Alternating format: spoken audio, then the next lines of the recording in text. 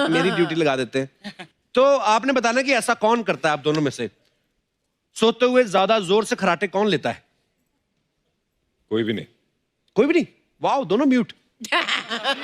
Okay, तो सुबह उठते ही सबसे पहले एसी और पंखा कौन बंद करता है? मैं। नहीं, एक्चुअली जो बाद में उठे वो बंद करता है।